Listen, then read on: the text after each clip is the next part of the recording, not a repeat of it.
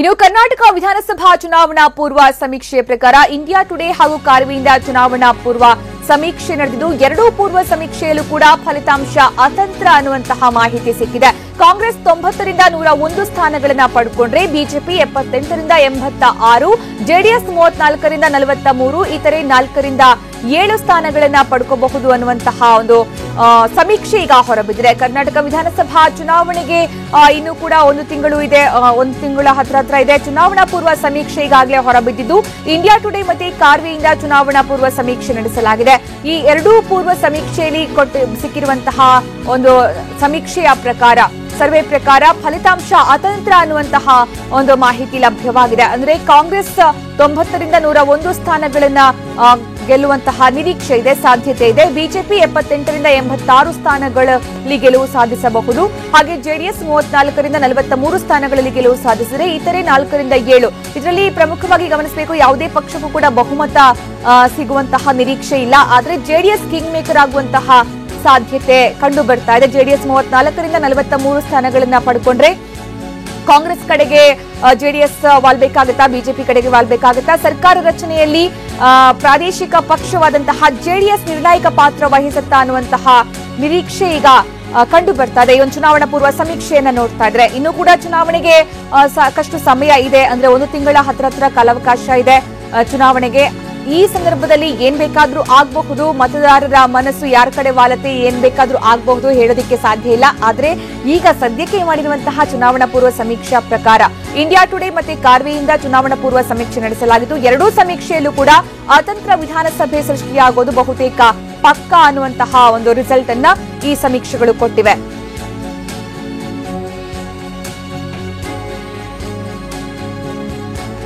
ಇನ್ನು ಮತದಾನ ಪೂರ್ವ ಸಮೀಕ್ಷೆಯ ಪ್ರಕಾರ ಯಾವುದಕ್ಕೂ ಕೂಡ ಸ್ಪಷ್ಟ ಬಹುಮತ ಇಲ್ಲ. ಕಾಂಗ್ರೆಸ್ 90ರಿಂದ 101, ಬಿಜೆಪಿ 78ರಿಂದ 86 ಸ್ಥಾನಗಳನ್ನ ಗೆಲ್ಲಬಹುದು ಅನ್ನುವಂತಹ ರಿಸಲ್ಟ್. ಹಾಗೆ ಜೆಡಿಎಸ್ 34ರಿಂದ 43 ಸ್ಥಾನಗಳಲ್ಲಿ ಗೆಲುವನ್ನ ಸಾಧಿಸುವಂತಹ ನಿರೀಕ್ಷೆ ಇದೆ. ಇತರೆ 4ರಿಂದ 7 ಸ್ಥಾನಗಳನ್ನ ಗೆಲ್ಲುವಂತಹ ನಿರೀಕ್ಷೆ ಇದೆ. ಹಾಗಾಗಿ ಇಲ್ಲಿ ಸಾಕಷ್ಟು ನಿರ್ಣಾಯಕವಾಗಿ ಕಂಡು ಬರ್ತಾ ಇರುವಂತದ್ದು ಜೆಡಿಎಸ್ನ ಒಂದು ಗೆಲುವಿನ ಲೆಕ್ಕಾಚಾರ. ಜೆಡಿಎಸ್ 34ರಿಂದ 43 ಸ್ಥಾನಗಳನ್ನ ಗೆಲ್ಲುವಂತಹ ನಿರೀಕ್ಷೆ ಇದು.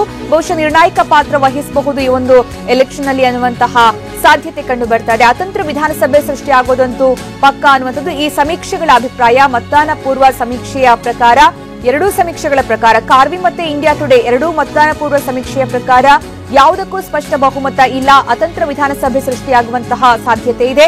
ಕಾಂಗ್ರೆಸ್ 90ರಿಂದ 101 ಸ್ಥಾನಗಳಲ್ಲಿ ಗೆಲುವನ್ನ ಸಾಧಿಸುವಂತಹ ನಿರೀಕ್ಷೆ ಇದ್ದು ಬಿಜೆಪಿ 78ರಿಂದ 86, ಇನ್ನು ಜೆಡಿಎಸ್ 34ರಿಂದ 43 ಸ್ಥಾನಗಳಲ್ಲಿ ಗೆಲುವಿನ ನಗೆ ಬೀರುವಂತಹ ನಿರೀಕ್ಷೆ ಇದೆ. ಇತರೆ ಪಕ್ಷಗಳು ಅಂದ್ರೆ ಪಕ್ಷೇತರರಾಗಿ ಸ್ಪರ್ಧಿಸೋರು ಮತ್ತೆ ಇತರೆ 4ರಿಂದ 7 ಸ್ಥಾನಗಳಲ್ಲಿ ಗೆಲ್ಲುವಂತಹ ನಿರೀಕ್ಷೆ ಇದೆ. ಹೀಗಾಗಿ ಇಲ್ಲಿ ಯಾವುದೇ ಬಹುಮತ ಕಂಡು ಬರ್ತಾ ಇಲ್ಲ. ಯಾವುದೇ ಒಂದು ಪಕ್ಷ ಬಹುಮತವನ್ನ ಸಾಧಿಸುವಂತಹ ನಿರೀಕ್ಷೆ ಕಂಡು ಬರ್ತಾ ಇಲ್ಲ. ಕಾಂಗ್ರೆಸ್ 90ರಿಂದ 101 ಸ್ಥಾನಗಳನ್ನಷ್ಟೇ ಗಳಿಸೋದಕ್ಕೆ ಸಾಧ್ಯ ಆಗುತ್ತೆ ಅನ್ನುವಂಥದ್ದು ಮತದಾನ ಪೂರ್ವ ಸಮೀಕ್ಷೆಯ ಲೆಕ್ಕಾಚಾರ. ಹೀಗಾಗಿ ಇಲ್ಲಿ ನಿರ್ಣಾಯಕ ಪಾತ್ರವಾಗಿ ಕಂಡು ಬರ್ತಾ ಇರುವಂತದ್ದು ಜೆಡಿಎಸ್ನ ಒಂದು ಪಾತ್ರ. ಜೆಡಿಎಸ್ 34ರಿಂದ 43 ಸೀಟ್ಗಳನ್ನ ಗೆದ್ರೆ ಕಿಂಗ್ ಮೇಕರ್ ಆಗಬಹುದು ಅನ್ನುವಂತಹ ಸಾಧ್ಯತೆಯನ್ನ ತಳ್ಳಿ ಹಾಕುವ ಹಾಗಿಲ್ಲ. ಇತರೆ ಕೂಡ 4ರಿಂದ 7 ಬಹುತೇಕ ಅತಂತ್ರ ವಿಧಾನಸಭೆ ಸೃಷ್ಟಿಯಾದ್ರೆ ಇನ್ನು ಯಾವ ರೀತಿ ನಡೆಯುತ್ತೆ, ಯಾವ ರೀತಿ ಆಗಬಹುದು ವಿಧಾನಸಭೆಯ ಒಂದು ಎಲೆಕ್ಷನ್ ಫಲಿತಾಂಶ ಅನ್ನುವಂಥದ್ದು ತೀವ್ರ ಕುತೂಹಲ ಕೆರಳಿಸುವಂತಹ ವಿಚಾರ. ಯಾವ ರೀತಿ ಸರ್ಕಾರ ರಚನೆ ಆಗಬಹುದು ಅಂತ. ಕಾಂಗ್ರೆಸ್ ಕೂಡ ಸಂಪೂರ್ಣ ಬಹುಮತ ಇಲ್ಲ, ಬಿಜೆಪಿ ಕೂಡ ಸಂಪೂರ್ಣ ಬಹುಮತ ಸಿಗುವಂತಹ ಸಾಧ್ಯತೆ ಕಡಿಮೆ. ಆದ್ರೆ ಜೆಡಿಎಸ್ನ ಒಂದು ಒಲವು ಯಾರ ಕಡೆ ವಾಲ್ಬಹುದು, ಜೆಡಿಎಸ್ ಕಿಂಗ್ ಮೇಕರ್ ಆಗಿ ನಿರ್ಧಾರವನ್ನ ತೆಗೆದುಕೊಳ್ಳುವಂತಹ ಸಾಧ್ಯತೆ ಕಂಡು ಬರಬಹುದೇನೋ ಅನ್ನುವಂತಹ ಒಂದು ಲೆಕ್ಕಾಚಾರ ಈಗ ಸದ್ಯದ ಒಂದು ಸಮೀಕ್ಷೆಯಲ್ಲಿ ಕಂಡು ಬರ್ತಾ ಇರುವಂತದ್ದು. ಬಹುಶಃ ಇನ್ನು ಮುಂದಿನ ದಿನಗಳಲ್ಲಿ ಏನ್ ಬೇಕಾದ್ರೂ ಬದಲಾಗಬಹುದು. ಮತದಾರರ ಮನಸ್ಸು ಯಾವಾಗ ಯಾರ ಕಡೆ ವಾಲತ್ತೆ ಅಂತ ಹೇಳೋದಕ್ಕೆ ಸಾಧ್ಯವಾಗೋದಿಲ್ಲ. ಹಾಗೆ ಒಂದು ವೇಳೆ ಕಾಂಗ್ರೆಸ್ನ ಮೇಲಿನ ಸೀಟನ್ನು ಈಗ ಅಮಿತ್ ಶಾ ಕರೆ ಕೊಟ್ಟಿರೋ ಪ್ರಕಾರ ಸಿಎಂ ಸಿದ್ದರಾಮಯ್ಯ ಮೇಲಿನ ಸೀಟು ಮತಗಳಾಗಿ ಪರಿವರ್ತನೆ ಆಗಬೇಕು ಅನ್ನುವಂತಹ ಕರೆಯನ್ನು ಕೊಟ್ಟಿದ್ದಾರೆ. ಒಂದು ವೇಳೆ ಆ ರೀತಿ ಆದ್ರೆ ಬಹುಶಃ ಬಿಜೆಪಿ ಇನ್ನಷ್ಟು ಹೆಚ್ಚಿನ ಸ್ಥಾನಗಳನ್ನ ಗೆಲ್ಲುವಂತಹ ಸಾಧ್ಯತೆ ಇದೆ. ಹಾಗೆ ಕಾಂಗ್ರೆಸ್ ಇನ್ನೊಂದಷ್ಟು ಪ್ರಚಾರ ತಂತ್ರಗಳನ್ನ ಇನ್ನಷ್ಟು ಚೇಂಜ್ ಮಾಡಿಕೊಂಡು, ಜೊತೆಗೆ ಆಡಳಿತಾರೂಢ ಅಲೆ ಏನಿದೆ, ಆಡಳಿತ ವಿರೋಧಿ ಅಲೆ ಏನಿದೆ, ಆ ಒಂದು ವಿರೋಧಿ ಅಲೆಯನ್ನ ಗೆಲ್ಲುವಲ್ಲಿ ಕಾಂಗ್ರೆಸ್ ಯಶಸ್ವಿ ಆದ್ರೆ, ಮತದಾರರ ಮನವೊಲಿಸುವಲ್ಲಿ ಯಶಸ್ವಿ ಆದ್ರೆ ಬಹುಶಃ ಕಾಂಗ್ರೆಸ್ ಬಹುಮತವನ್ನ ಗಳಿಸಬಹುದು. ಇನ್ನು ಜೆಡಿಎಸ್ ಪಾತ್ರವನ್ನ ಮಾತ್ರ ಇಲ್ಲಿ ಇಗ್ನೋರ್ ಮಾಡುವ ಹಾಗಿಲ್ಲ, ಯಾವುದೇ ಕಾರಣಕ್ಕೂ ನಿರ್ಲಕ್ಷ್ಯ ಮಾಡುವ ರೀತಿ ಇಲ್ಲ. ಯಾಕಂದ್ರೆ ಈಗಾಗಲೇ ಚುನಾವಣಾ ಪೂರ್ವ ಮತದಾನ ಪೂರ್ವ ಸಮೀಕ್ಷೆಯಲ್ಲಿ ಸದ್ಯದ ಒಂದು ಪರಿಸ್ಥಿತಿಯ ಪ್ರಕಾರ ಜೆಡಿಎಸ್ 34ರಿಂದ 43 ಸ್ಥಾನಗಳನ್ನು ಗೆಲ್ಲುವಂತಹ ನಿರೀಕ್ಷೆ ಇದೆ. ಜೆಡಿಎಸ್ ಬಹುಶಃ ಇನ್ನೊಂದಷ್ಟು ಎಫರ್ಟ್ ಹಾಕಿದ್ರೆ ಇನ್ನೂ ಹೆಚ್ಚಿನ ಸ್ಥಾನಗಳನ್ನ ಗೆಲ್ಲುವಂತಹ ಸಾಧ್ಯತೆ ಕೂಡ ತಳ್ಳಿ ಹಾಕುವಂತಿಲ್ಲ. ಹಾಗಾಗಿ ಇಲ್ಲಿ ಮೂರು ಪಕ್ಷಗಳು ಕೂಡ ಪ್ರಬಲವಾಗಿ ಕಂಡು ಬರ್ತಾ ಇರೋದು. ಕಾಂಗ್ರೆಸ್ ಆಗ್ಲಿ, ಬಿಜೆಪಿ ಆಗ್ಲಿ, ಜೆಡಿಎಸ್ ಆಗ್ಲಿ. ಕಾಂಗ್ರೆಸ್ ಕೂಡ 90ರಿಂದ 101 ಒಂದು ಸ್ವಲ್ಪ ಹೆಚ್ಚಿನ ಶ್ರಮ ಹಾಕಿದ್ರೆ ಇನ್ನೂ ಹೆಚ್ಚಿನ ಸ್ಥಾನಗಳನ್ನ ಗೆಲ್ಲಬಹುದು. ಬಿಜೆಪಿ 78ರಿಂದ 86. ಬಹುಶಃ ಅಮಿತ್ ಶಾ ಸ್ಟ್ರಾಟಜಿ ಇನ್ನೊಂದಷ್ಟು ಸ್ಟ್ರಾಂಗ್ ಆದ್ರೆ ಬಹುಶಃ ಬಿಜೆಪಿಯೇ ಇನ್ನೂ ಹೆಚ್ಚಿನ ಸ್ಥಾನಗಳನ್ನ ಗೆಲ್ಲಬಹುದು. ಇನ್ನು ಜೆಡಿಎಸ್ 34ರಿಂದ 43 ಸ್ಥಾನಗಳನ್ನ ಗೆಲ್ಲುವಂತಹ ನಿರೀಕ್ಷೆ ಇದು. ಬಹುಶಃ ಜೆಡಿಎಸ್ನ ಒಂದು ಚುನಾವಣಾ ಲೆಕ್ಕಾಚಾರ ಇನ್ನಷ್ಟು ಪ್ರಬಲ ಆದ್ರೆ ಜೆಡಿಎಸ್ ಕಿಂಗ್ ಮೇಕರ್ ಆಗೋದನ್ನ ತಪ್ಪಿಸೋದಕ್ಕೆ ಯಾರು ಕೂಡ ಸಾಧ್ಯ ಇಲ್ಲ. ಹಾಗಾಗಿ ಮತದಾನ ಪೂರ್ವ ಸಮೀಕ್ಷೆ ಜೆಡಿಎಸ್ಗೆ ಒಂದು ರೀತಿಯಲ್ಲಿ ಆಶಾದಾಯಕ. ಇನ್ನೊಂದಷ್ಟು ಶ್ರಮ ಹಾಕಬೇಕು ಅನ್ನುವಂತಹ ಸೂಚನೆ ಕೂಡ ಹೌದು. ಹಾಗೆ ಕಾಂಗ್ರೆಸ್ ಮತ್ತೆ ಬಿಜೆಪಿಗೆ ಈ ಗೆಲುವು ಸುಲಭದ ತುತ್ತಲ್ಲ ಅನ್ನುವಂತಹ ಸಂದೇಶ ಕೂಡ ಹೌದು.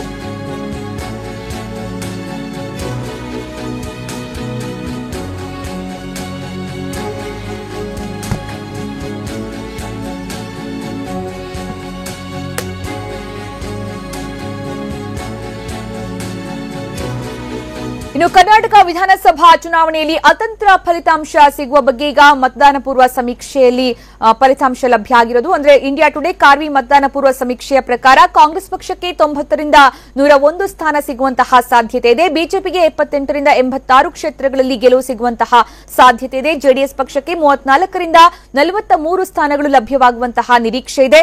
ಪಕ್ಷೇತರರು 4ರಿಂದ 7 ಕ್ಷೇತ್ರಗಳಲ್ಲಿ ಗೆಲ್ಲುವಂತಹ ಸಾಧ್ಯತೆ ಇದ್ದು, ಕಾಂಗ್ರೆಸ್ಗೆ 37% ಮತಗಳು ಲಭ್ಯವಾಗುವ ಸಾಧ್ಯತೆ ಇದ್ರೆ ಬಿಜೆಪಿಗೆ 35% ಮತಗಳು ಲಭ್ಯವಾಗುವ ನಿರೀಕ್ಷೆ ಇದೆ. ಹಾಗೆ ಜೆಡಿಎಸ್ಗೆ 19% ಮತಗಳು ಸಿಗುವಂತಹ ಸಾಧ್ಯತೆ ಇದೆ. ಹಾಗೆ ಪಕ್ಷೇತರರಿಗೆ 9% ಮತ ಲಭ್ಯವಾಗುವಂತಹ ಸಾಧ್ಯತೆ ಇದೆ. ಹಾಗಾಗಿ ಮೂರೂ ಪಕ್ಷಗಳಿಗೂ ಕೂಡ ಈ ಒಂದು ಚುನಾವಣೆ ಇನ್ನಷ್ಟು ಪ್ರತಿಷ್ಠೆಯ ವಿಚಾರವಾಗಿದ್ದು, ಆ ಕಡೆ ಕಾಂಗ್ರೆಸ್ಗೂ ಬಹುಮತ ಇಲ್ಲ, ಈ ಕಡೆ ಬಿಜೆಪಿಗೂ ಬಹುಮತ ಇಲ್ಲ, ಇನ್ನೊಂದು ಕಡೆ ಜೆಡಿಎಸ್ನ ಪಾತ್ರವನ್ನ ಕೂಡ ಯಾರೂ ಕೂಡ ನಿರ್ಲಕ್ಷ್ಯ ಮಾಡುವ ರೀತಿ ಇಲ್ಲ.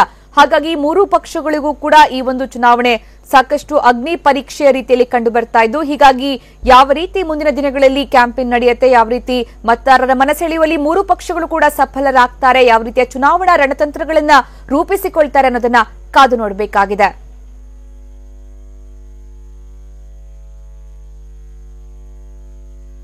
ಮತದಾನ ಪೂರ್ವ ಸಮೀಕ್ಷೆಯಲ್ಲಿ ಅತಂತ್ರ ಫಲಿತಾಂಶ ಅಂತ ಬಂದಿದ್ದು, ಕರ್ನಾಟಕ ವಿಧಾನಸಭೆಯಲ್ಲಿ ಅತಂತ್ರ ಫಲಿತಾಂಶ ಬರುವಂತಹ ನಿರೀಕ್ಷೆ ಇದೆ ಅಂತ ಇಂಡಿಯಾ ಟುಡೇ ಮತ್ತೆ ಕಾರ್ವಿ ಮತದಾನ ಪೂರ್ವ ಸಮೀಕ್ಷೆಯಲ್ಲಿ ಈಗ ಸಿಕ್ಕಿರುವಂತಹ ಒಂದು ಮಾಹಿತಿ. ಕಾಂಗ್ರೆಸ್ ಪಕ್ಷಕ್ಕೆ 90ರಿಂದ 101 ಸ್ಥಾನ ಸಿಗುವಂತಹ ನಿರೀಕ್ಷೆ ಇದೆ ಅನ್ನುವಂತಹ ಮಾಹಿತಿ ಈಗ ಈ ಮತದಾನ ಪೂರ್ವ ಸಮೀಕ್ಷೆಯಲ್ಲಿ ಸಿಕ್ಕಿದ್ದು. ಬಿಜೆಪಿಗೆ 35% ಮತಗಳು ಲಭ್ಯವಾದರೆ ಕಾಂಗ್ರೆಸ್ಗೆ 37% ಮತಗಳು ಲಭ್ಯವಾಗುವಂತಹ ಸಾಧ್ಯತೆ ಇದೆ. ಜೆಡಿಎಸ್ಗೆ 19% ಮತಗಳು ಸಿಗುವಂತಹ ನಿರೀಕ್ಷೆ ಇದೆ. ಹಾಗೆ ಪಕ್ಷೇತರರಿಗೆ 9% ಮತ ಲಭ್ಯವಾಗುವಂತಹ ಸಾಧ್ಯತೆ ಇದೆ. ಇದು ಚುನಾವಣಾ ಮತದಾನ ಪೂರ್ವ ಸಮೀಕ್ಷೆಯಲ್ಲಿ ಸಿಕ್ಕಿರುವಂತಹ ಒಂದು ರಿಸಲ್ಟ್. ಇದು ಮಾರ್ಚ್ 17ರಿಂದ ಏಪ್ರಿಲ್ 5ರವರೆಗೆ ನಡೆದಂತಹ ಸಮೀಕ್ಷೆಯಲ್ಲಿ 27,919 ಮತದಾರರ ಬಳಿ ಅಭಿಪ್ರಾಯ ಸಂಗ್ರಹ ಮಾಡಿ ಈ ಒಂದು ಸಮೀಕ್ಷೆಯನ್ನ ಸಿದ್ಧಪಡಿಸಲಾಗಿದೆ. ಇನ್ನು ಕರ್ನಾಟಕ ವಿಧಾನಸಭಾ ಚುನಾವಣೆಯಲ್ಲಿ ಅತಂತ್ರ ಫಲಿತಾಂಶ ಸಿಗುವಂತಹ ನಿರೀಕ್ಷೆ ಕಂಡು ಬರ್ತಾ ಇದೆ. ಮತದಾನ ಪೂರ್ವ ಸಮೀಕ್ಷೆಯ ಪ್ರಕಾರ ಇಂಡಿಯಾ ಟುಡೇ ಮತ್ತೆ ಕಾರ್ವಿ ಮತದಾನ ಪೂರ್ವ ಸಮೀಕ್ಷೆಯ ಪ್ರಕಾರ ಕಾಂಗ್ರೆಸ್ ಪಕ್ಷಕ್ಕೆ 90ರಿಂದ 101 ಸ್ಥಾನ ಸಿಗುವಂತಹ ನಿರೀಕ್ಷೆ ಇದ್ದು, 37% ಮತಗಳು ಸಿಗುವಂತಹ ಸಾಧ್ಯತೆ ಇದೆ. ಇನ್ನು ಬಿಜೆಪಿಗೆ 78ರಿಂದ 86 ಕ್ಷೇತ್ರಗಳಲ್ಲಿ ಗೆಲುವು ಸಾಧ್ಯತೆ ಇದ್ದು, ಬಿಜೆಪಿ 35% ಮತಗಳನ್ನು ಪಡೆಯುವಂತಹ ಸಾಧ್ಯತೆ ಇದೆ. ಇನ್ನು ಕಿಂಗ್ ಮೇಕರ್ ಆಗಿ ಕಂಡು ಬರ್ತಾ ಇರೋದು ಇಲ್ಲಿ ಜೆಡಿಎಸ್ ಪಕ್ಷ. ಜೆಡಿಎಸ್ ಪಕ್ಷಕ್ಕೆ 34ರಿಂದ 43 ಸ್ಥಾನಗಳು ಲಭ್ಯವಾಗಲಿದ್ದು, 19% ಮತಗಳನ್ನ ಪಡೆಯುವಂತಹ ಸಾಧ್ಯತೆ ಇದೆ ಅನ್ನುವಂಥದ್ದು ಸಿಕ್ಕಿರುವಂತಹ ಈ ಸರ್ವೆ ಪ್ರಕಾರ ಸಿಕ್ಕಿರುವಂತಹ ಮಾಹಿತಿ. ಇನ್ನು ಪಕ್ಷೇತರರು 4ರಿಂದ 7 ಕ್ಷೇತ್ರಗಳಲ್ಲಿ ಗೆಲ್ಲುವಂತಹ ಸಾಧ್ಯತೆ ಇದ್ದು, ಪಕ್ಷೇತರರಿಗೆ 9% ಮತ ಲಭ್ಯವಾಗುವಂತಹ ಸಾಧ್ಯತೆ ಇದೆ. ಹಾಗಾಗಿ ಇಲ್ಲಿ ಪಕ್ಷೇತರರು ಕೂಡ ತುಂಬಾ ನಿರ್ಣಾಯಕ ಪಾತ್ರವನ್ನು ವಹಿಸುವಂತಹ ನಿರೀಕ್ಷೆ ಇದೆ. ಈ ಒಂದು ರಿಸಲ್ಟ್ ಒಂದು ವೇಳೆ ಮುಂದೆ ಕೂಡ ಬಂದ್ರೆ, ಆದ್ರೆ ಇನ್ನೂ ಕೂಡ 1 ತಿಂಗಳ ಕಾಲಾವಕಾಶ ಇದೆ. ಹೀಗಾಗಿ ಏನ್ ಬೇಕಾದ್ರೂ ಬದಲಾಗಬಹುದು. ಯಾರ ಒಲವು ಯಾರ ಕಡೆಗೆ ತಿರುಗುತ್ತೆ ಅನ್ನೋದನ್ನ ಕಾದು ನೋಡಬೇಕಾಗಿದೆ. ಸದ್ಯಕ್ಕೆ ಈ ಸಮೀಕ್ಷೆಯ ಪ್ರಕಾರ ನೋಡ್ತಾ ಹೋದ್ರೆ ಜೆಡಿಎಸ್ ನಿರ್ಣಾಯಕ ಪಾತ್ರ ವಹಿಸುತ್ತೆ. ಪಕ್ಷೇತರರಿಗೆ ಸಾಕಷ್ಟು ಡಿಮ್ಯಾಂಡ್ ಉಂಟಾಗುವಂತಹ ನಿರೀಕ್ಷೆ ಕೂಡ ಕಂಡು ಬರ್ತಾ ಇದೆ. 4ರಿಂದ 7 ಕ್ಷೇತ್ರಗಳಲ್ಲಿ ಪಕ್ಷೇತರರು ಗೆಲ್ಲುವಂತಹ ಸಾಧ್ಯತೆ ಇದ್ರೆ, ಬಹುಶಃ ಕುದುರೆ ವ್ಯಾಪಾರ ಯಾವ ರೀತಿ ಬೇಕಾದ್ರೂ ನಡೀಬಹುದು. ಮುಂದಿನ ದಿನಗಳಲ್ಲಿ ಸರ್ಕಾರ ರಚನೆ ಸಂದರ್ಭದಲ್ಲಿ ಏನ್ ಬೇಕಾದ್ರೂ ಆಗಬಹುದು. ಒಂದಷ್ಟು ರೆಸಾರ್ಟ್ ರಾಜಕೀಯಗಳನ್ನ ಕೂಡ ನಾವು ನಿರೀಕ್ಷೆ ಮಾಡಬಹುದು ಅಂತ ಅನ್ಸುತ್ತೆ.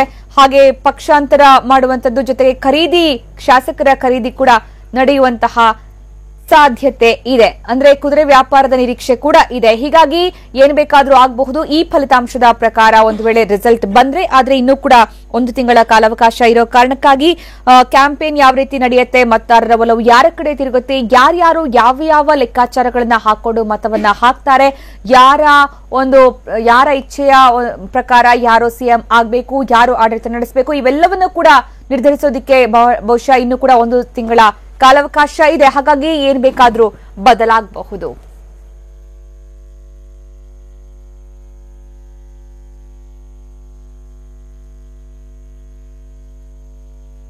ಸಿಎಂ ಯಾರಾಗ್ತಾರೆ ಅನ್ನುವಂತಹ ಪ್ರಶ್ನೆಯನ್ನ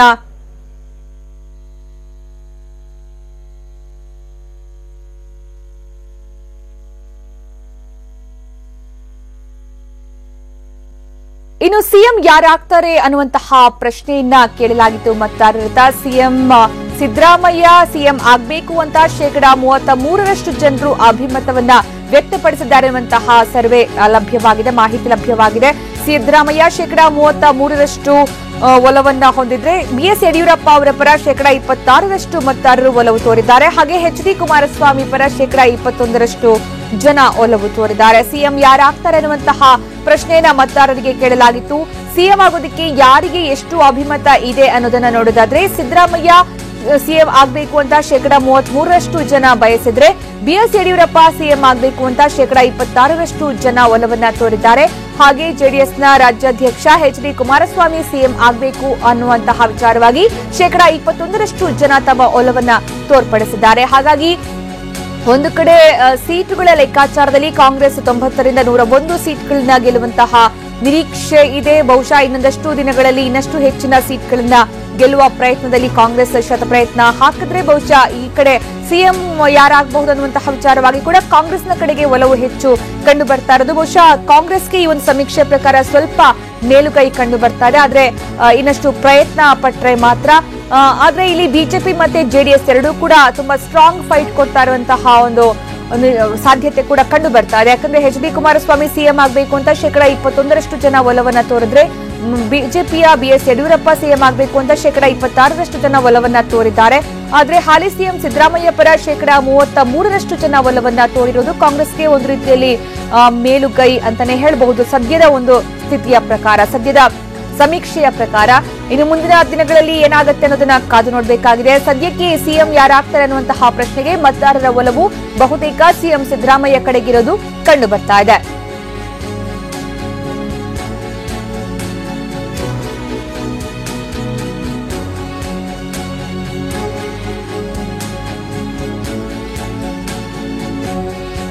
ಇನ್ನು ಮಾರ್ಚ್ 17ರಿಂದ ಏಪ್ರಿಲ್ 5ರವರೆಗೆ ನಡೆದಂತಹ ಸಮೀಕ್ಷೆ ಇದು. ಅದಾದ ಬಳಿಕ ಸಾಕಷ್ಟು ಬದಲಾವಣೆ ಆಗ್ತಾ ಇದೆ. 27,919 ಮತದಾರರ ಬಳಿ ಅಭಿಪ್ರಾಯ ಸಂಗ್ರಹ ಮಾಡಲಾಗಿದೆ.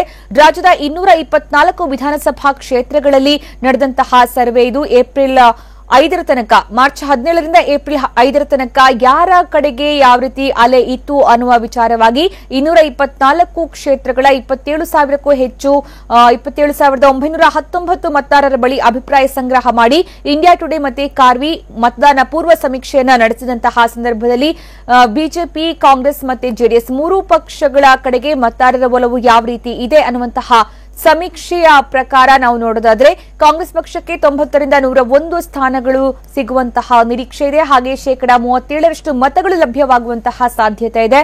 ಇನ್ನು ಸಿಎಂ ಯಾರಾಗಬೇಕು ಅನ್ನುವಂತಹ ವಿಚಾರವಾಗಿ ಕಾಂಗ್ರೆಸ್ನ ಈಗ ಹಾಲಿ ಸಿಎಂ ಸಿದ್ದರಾಮಯ್ಯ ಅವರ ಕಡೆಗೆ 33% ಜನ ಒಲವನ್ನ ತೋರಿರೋದು. ಅಂದ್ರೆ ಇಲ್ಲಿ ಇದರಲ್ಲೂ ಕೂಡ ಅಂದ್ರೆ ಶೇಕಡಾವಾರು ಮತಗಳಲ್ಲಿ ಜೊತೆಗೆ ಸಿಎಂ ಆಗಬೇಕು ಯಾರು ಅನ್ನುವಂತಹ ವಿಚಾರದಲ್ಲಿ, ಜೊತೆಗೆ ಸ್ಥಾನಗಳನ್ನು ಲಭ್ಯವಾಗುವ ವಿಚಾರದಲ್ಲಿ ಕಾಂಗ್ರೆಸ್ ಮೊದಲ ಸ್ಥಾನದಲ್ಲಿ ಕಂಡು ಬರ್ತಾ ಇದೆ. ಇನ್ನೊಂದು ಕಡೆ ಬಿಜೆಪಿಗೆ 35% ಮತಗಳು ಲಭ್ಯವಾಗುವಂತಹ ಸಾಧ್ಯತೆ ಇದೆ ಈ ಸಮೀಕ್ಷೆ ಪ್ರಕಾರ. ಹಾಗೆ 78ರಿಂದ 86 ಕ್ಷೇತ್ರಗಳಲ್ಲಿ ಗೆಲುವು ಸಿಕ್ಕುವಂತಹ ಸಾಧ್ಯತೆ ಕೂಡ ಇದೆ. ಜೊತೆಗೆ ಬಿಜೆಪಿ ರಾಜ್ಯಾಧ್ಯಕ್ಷ ಯಡಿಯೂರಪ್ಪ ಸಿಎಂ ಆಗಬೇಕು ಅಂತ 26% ಜನರು ಅಭಿಮತ ಮತವನ್ನ ತೋರಿಸ್ತಾ ಇದ್ದಾರೆ. ಹಾಗಾಗಿ ಕಾಂಗ್ರೆಸ್ಗೆ ಅತ್ಯಂತ ಹತ್ತಿರದಲ್ಲಿ ಪೈಪೋಟಿ ಕೊಡೋದಕ್ಕೆ ಬಿಜೆಪಿ ಕೂಡ ಸಿದ್ಧ ಇದೆ. ಇದು ಮಾರ್ಚ್ 17ರಿಂದ ಏಪ್ರಿಲ್ 5ರ ತನಕ ನಡೆದಿರುವಂತಹ ಸಮೀಕ್ಷೆಯ ಪ್ರಕಾರ ಈಗ ಸಿಗ್ತಾ ಇರುವಂತಹ ಒಂದು ರಿಸಲ್ಟ್ ಇದು. ಅದಾದ್ಮೇಲೆ ಸಾಕಷ್ಟು ಬದಲಾವಣೆ ಆಗಿದೆ. ಪಟ್ಟಿ ರಿಲೀಸ್ ಆದ್ಮೇಲೆ ಒಂದಷ್ಟು ಭಿನ್ನಮತ ಸ್ಫೋಟಗೊಂಡಿದೆ, ಪಕ್ಷಾಂತರ ಆಗಿದ್ದಾರೆ. ಮತ್ತೊಂದಷ್ಟು ವಿಚಾರಗಳಲ್ಲಿ ಅಸಮಾಧಾನ ಭುಗಿಲೇಳುವಂತೆ ಮಾಡುವಲ್ಲಿ ಒಂದು ಪಕ್ಷದ ವಿರುದ್ಧ ಇನ್ನೊಂದು ಪಕ್ಷಗಳು ರಣತಂತ್ರವನ್ನ ರೂಪಿಸ್ತಾ ಇವೆ. ಇನ್ನು ಸಾಕಷ್ಟು ಲೆಕ್ಕಾಚಾರಗಳು, ಚುನಾವಣಾ ರಣತಂತ್ರಗಳು ತೆರೆಗೆ ಬರೋದು ಬಾಕಿ ಇದೆ. ಹೀಗಾಗಿ ಅದಾದ್ಮೇಲೆ ಏನೇನು ಬದಲಾವಣೆ ಆಗುತ್ತೆ ಅನ್ನೋದನ್ನ ಕಾದ್ ನೋಡಬೇಕಾಗಿದೆ. ಆದ್ರೆ ಮಾರ್ಚ್ 17ರಿಂದ ಏಪ್ರಿಲ್ 5ರ ತನಕ ನಡೆಸಿರುವಂತಹ ಸಮೀಕ್ಷೆಯ ಪ್ರಕಾರ ಹಾಲಿ ಸಿಎಂ ಸಿದ್ದರಾಮಯ್ಯ ಪರ 33% ಜನ ಒಲವನ್ನ ತೋರಿದ್ರೆ, ಬಿಜೆಪಿ ರಾಜ್ಯಾಧ್ಯಕ್ಷ ಬಿಎಸ್ ಯಡಿಯೂರಪ್ಪ ಪರ 26% ಜನ ಒಲವನ್ನ ತೋರಿದ್ದಾರೆ.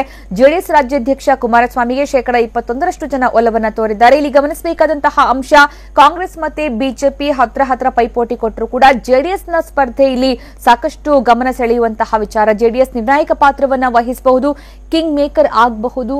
ಹಾಗೆ ಪಕ್ಷೇತರರ ಒಂದು ಪಾತ್ರವನ್ನ ಕೂಡ ಇಲ್ಲಿ ಯಾವುದೇ ಕಾರಣಕ್ಕೂ ನಿರ್ಲಕ್ಷ್ಯ ಮಾಡುವ ರೀತಿ ಇಲ್ಲ. ಹಾಗಾಗಿ ಈ ಬಾರಿಯ ವಿಧಾನಸಭೆ ಚುನಾವಣೆ ಸಾಕಷ್ಟು ಕುತೂಹಲ ಕೆರಳಿಸಿರುವಂತಹ ಕದನಕಣ ಆಗಿದೆ. ಬಹುತೇಕ ಅತಂತ್ರ ವಿಧಾನಸಭೆ ಸೃಷ್ಟಿ ಆಗಬಹುದು. ಸರ್ಕಾರ ರಚನೆಯ ಸಂದರ್ಭದಲ್ಲಿ ಸಾಕಷ್ಟು ಕಸರತ್ತುಗಳು ನಡೆಯಬಹುದು ಅನ್ನುವಂತಹ ನಿರೀಕ್ಷೆ ಈಗ ಸದ್ಯದ ಮತದಾನ ಪೂರ್ವ ಸಮೀಕ್ಷೆಯ ಪ್ರಕಾರ ಕಂಡು ಬರ್ತಾ ಇದೆ.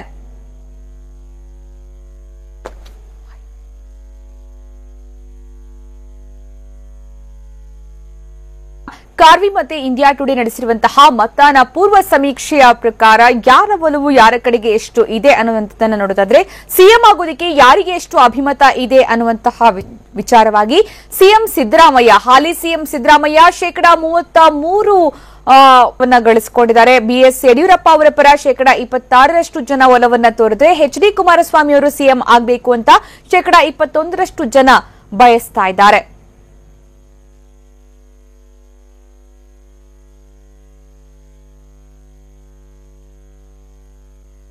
ಇನ್ನು ಬೆಂಗಳೂರಿನ 32 ವಿಧಾನಸಭಾ ಕ್ಷೇತ್ರಗಳ ಬಲಾಬಲದಲ್ಲಿ ಕಾಂಗ್ರೆಸ್ಗೆ 14ರಿಂದ 15 ಸ್ಥಾನ ಗೆಲುವು ಸಿಗುವಂತಹ ನಿರೀಕ್ಷೆ ಇದೆ ಸಮೀಕ್ಷೆಯ ಪ್ರಕಾರ.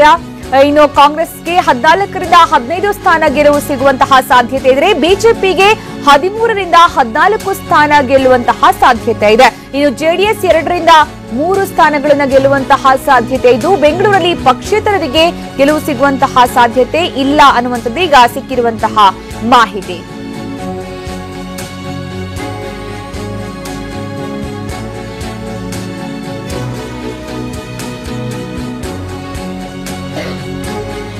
ಇನ್ನು ಕಾರ್ವಿ ಮತ್ತು ಇಂಡಿಯಾ ಟುಡೇ ನಡೆಸಿರುವಂತಹ ಮತದಾನ ಪೂರ್ವ ಸಮೀಕ್ಷೆಯ ಪ್ರಕಾರ ಬೆಂಗಳೂರು ನಗರ ಹಾಗೂ ಗ್ರಾಮಾಂತರ ಸೇರಿದಂತೆ ವಿಧಾನಸಭಾ ಕ್ಷೇತ್ರಗಳ ಬಲಾಬಲ 32 ವಿಧಾನಸಭಾ ಕ್ಷೇತ್ರಗಳ ಬಲಾಬಲ ನೋಡೋದಾದ್ರೆ, ಕಾಂಗ್ರೆಸ್ಗೆ 14ರಿಂದ 15 ಸ್ಥಾನಗಳಲ್ಲಿ ಗೆಲುವು ಸಿಗುವಂತಹ ಸಾಧ್ಯತೆ ಇದು. ಬಿಜೆಪಿ 13ರಿಂದ 14 ಸ್ಥಾನಗಳಲ್ಲಿ ಗೆಲ್ಲುವಂತಹ ನಿರೀಕ್ಷೆ ಇದೆ. ಹಾಗೆ ಜೆಡಿಎಸ್ 2ರಿಂದ 3 ಸ್ಥಾನಗಳನ್ನು ಗೆಲ್ಲುವಂತಹ ಸಾಧ್ಯತೆ ಇದು. ಪಕ್ಷೇತರರು ಇಲ್ಲಿ ಕಮಾಲ್ ಮಾಡುವಂತಹ ಸಾಧ್ಯತೆ ಬಹುತೇಕ ಇಲ್ಲ ಅನ್ನುವಂಥದ್ದೇ ಸಿಕ್ಕಿರುವಂತಹ ಸಮೀಕ್ಷೆಯ ರಿಸಲ್ಟ್ ಆಗಿದೆ. ಹಾಗಾಗಿ ಕಾಂಗ್ರೆಸ್ ಮತ್ತೆ ಬಿಜೆಪಿ ಎರಡೂ ಕೂಡ ಸಮಬಲದ ಹೋರಾಟ ಬೆಂಗಳೂರಲ್ಲಿ ತೋರ್ಪಡಿಸುವಂತಹ ನಿರೀಕ್ಷೆ ಇದೆ. ಬೆಂಗಳೂರು ನಗರ ಗ್ರಾಮಾಂತರ ಸೇರಿದಂತೆ 32 ವಿಧಾನಸಭಾ ಕ್ಷೇತ್ರಗಳ ಬಲಾಬಲದಲ್ಲಿ ಕಾಂಗ್ರೆಸ್ 14ರಿಂದ 15 ಸ್ಥಾನಗಳನ್ನು ಗೆಲ್ಲುವ ನಿರೀಕ್ಷೆ ಇದೆ. ಹಾಗೆ ಬಿಜೆಪಿ 13ರಿಂದ 14 ಸ್ಥಾನಗಳನ್ನು ಗೆಲ್ಲುವಂತಹ ನಿರೀಕ್ಷೆ ಇದೆ. ಆಲ್ಮೋಸ್ಟ್ ಬಿಜೆಪಿ ಮತ್ತೆ ಕಾಂಗ್ರೆಸ್ ಎರಡೂ ಕೂಡ ಸಮಬಲದ ಹೋರಾಟ ನಡೆಸುವಂತಹ ಸಾಧ್ಯತೆ ಇದೆ.